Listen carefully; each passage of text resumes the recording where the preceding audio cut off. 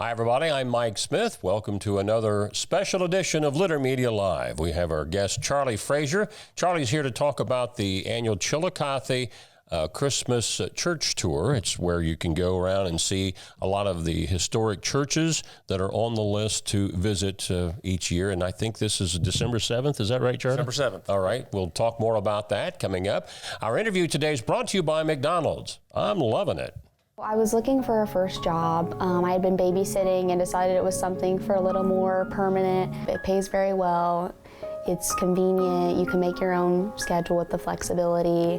That's something that I like. The people that I work with are great. I wouldn't ask for a better crew or management team to work for. We're back with Charlie Frazier. Charlie, what year is this for the tour? This is the fourth year we've had it. It's hard to believe that it's been that many years, but it's been a success every year. Yeah, it has. And here we are again. Time flies. Time goes quickly. Would it be okay if I said some thank yous? You sure can. It takes a lot of people to do this, and we're very grateful for the volunteers that help, the tour guides and the people that come out and spend their time doing this. We're thankful for the churches, the musicians, the vocalists, the actors, the church leadership. It takes all of the custodians.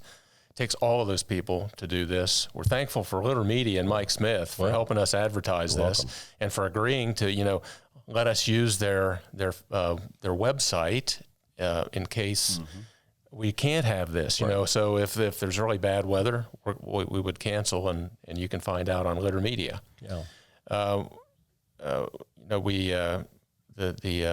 The churches, they work really hard. The actors and the vocalists, everybody, that they've been practicing for months now to do this. And also, we pray a lot about wisdom for this walk, and we pray for good weather. We pray for that there's no accidents, and so far we've had some pretty good weather, and we've had some there haven't been any problems with it, and we are thankful to God for that too. Right.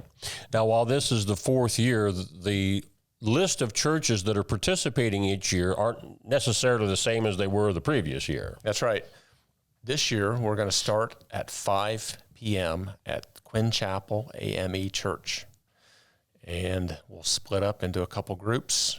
Half of us will go to the Episcopal Church, St. Paul's Episcopal Church. Half of us will go to the Walnut Street Methodist Church. Then they'll switch, and then everybody will end up at Calvary Lutheran Church. So it ought to be, if it starts at 5, we ought to be done by 7:15 or so. Now, tickets for the event are still on sale, correct? Yes. Tickets are on sale at the Kingston National Bank on Western Avenue. Thank you to them. And at the Ross Chillicothe Convention and Visitors Bureau at 230 North Plaza Boulevard. I've got that one memorized. Big thanks to them. They've been a constant source of encouragement for us. We appreciate them very much. And at the Old Home Store in Frankfort. Right. They're selling tickets too. Is there a maximum or a sellout date or time or the number of tickets that you can handle? Yeah, we've capped ticket sales at 150 tickets because that's what Quinn Chapel can hold. All right, so everybody starts at the same place at Quinn Chapel, and you can buy tickets right up to the date of. Now, this is a walking tour, correct? All right. Yeah, it is an outdoor walking tour, and we'll do it rain or stars, I say, because it's going to be dark when we do it. So if it's raining, we're still going to do it. If there's some really seriously bad weather, we would have to cancel, but we would do it in case it rains a little bit too, yeah. I know we've talked about this in past years, but in case somebody has missed those interviews, this is an idea that you saw, I think Lancaster was doing this? Lancaster has been doing this for well over 40 years. I think when we started doing it, it was their 40th year. Wow. And Pam and I have been to that several times, really enjoy it, enjoy looking at the lights.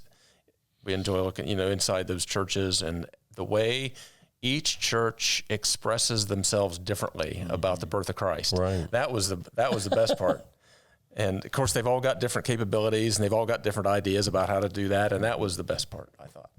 So not to give the show away, because we want you to buy a ticket and go, but what is it that the churches try to get? Is it just a history of the church?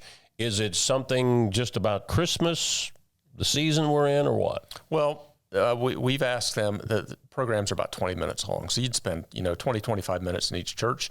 And we've asked them to concentrate on the theme of the birth of Christ, the scriptural revelation of the birth of Christ. And so they generally give a short history of their church or the church building. Maybe church and church building are different things. And then they focus on a program, and it's musical or it's drama, something like that. Yeah, we've had both. Yeah. I know with, of course, this December 7th is fairly early in the month, but everybody's by that time in the Christmas cheer, so to speak. So it all fits in with that. I can remember when you came to me 4 or 5 years ago about this idea. What was the mission that you wanted to try to get accomplished through doing this? Well, that's a deep philosophical question, Mike. We got time, Charlie. Okay. I'm not going to get into all of that, but there's lots of different styles of worship, and we've separated ourselves into in a way into our own little silos of how we express ourselves and how we think about God, and but there are so many other. And sometimes we don't even talk to each other. Mm-hmm. We don't even, because you go to that church and I go to this church, and we don't even talk to each other about it. And there are a lot of different ways to express our appreciation for the birth of Christ. And that's kind of the thing I wanted to get across, that, we Christians, regardless of our backgrounds, we can all get together on a night and we can go out and have a good time and walk around and enjoy the lights and the music and have a good time together, regardless of where we're presently going to church. Yeah. We oftentimes think about our history of Chillicothe, Ross County, which is very rich and very deep. But oftentimes we may not think about, well, how did the church play a role in some of that history? And that is as deep as the history itself. Yeah. I've been reading about some of the histories of these churches. And for instance, the Quinn Chapel started in the early 18th century. I guess that would have been the 17th century, but they started their church in 1820, 1823. Mm-hmm. They split off from a different Methodist church because of discrimination, and started the Quinn Chapel.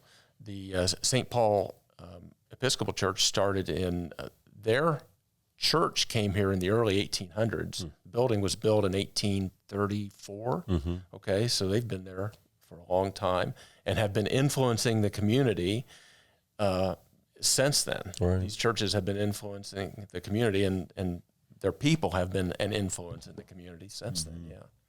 A lot of times, in fact, in one of the black churches here in Chillicothe, I think they started in the basement of another church before they had their church built. Quinn Chapel. Yeah. I'm pretty sure it's Quinn Chapel. Yeah, because they just celebrated an anniversary, and they were telling that story. Yeah. Oh, speaking of anniversaries, the Calvary Lutheran's 125th anniversary is next year. Wow. Yeah, will they be a part of that ceremony next year, or this event next year? I don't know. You haven't asked that. I thought you were dovetailing in, so we're going to get them. No, we're going to ask them. Yeah. I don't know about that. I sure couldn't speak for that. I just thought I'd mention that. Yeah.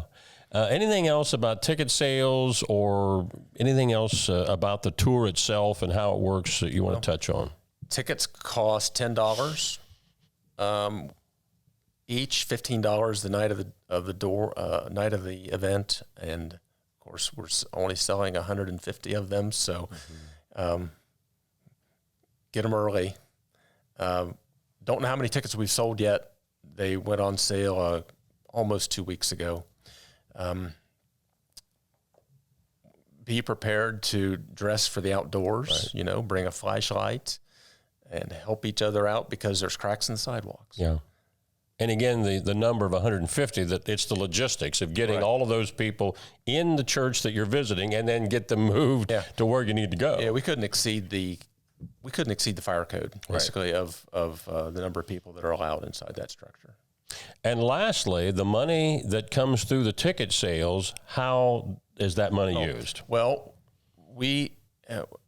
expenses this year are a lot more than they were last year. We pay for event insurance and the printing, and then we make a donation to the Adena Hospital Women and Children's Fund.